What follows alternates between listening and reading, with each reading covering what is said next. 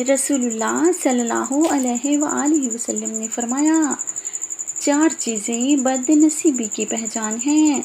Number 1، آنکھوں کا خشک ہونا، کہ اللہ کے خوف سے کسی وقت بھی آنسو نہ نکلیں۔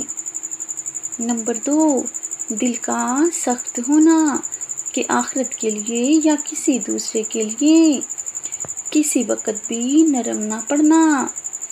نمبر 3، امیدوں کا لمبا ہونا۔ نمبر 4، دنیا کی لالچ، کسی بھی حالت میں اپنا حوصلہ مت ہاریں، کیونکہ لوگ گرے ہوئے مکان کی اینٹیں بھی اٹھا لیتے ہیں۔ سورۃ المریم ہمیں سکھاتی ہے کہ معجزے ہو سکتے ہیں، اللہ پاک ناممکن کو ممکن کر سکتا ہے، اور تو ممکن پر پریشان ہیں۔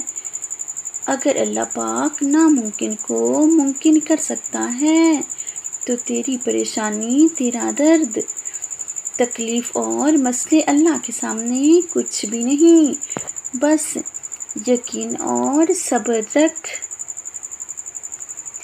اے اللہ، میری عزت کے لیے یہی کافی ہے کہ میں تیرا بندہ ہوں، اور میرے فخر کے لیے یہی کافی ہے کہ تو میرا پروردگار ہے۔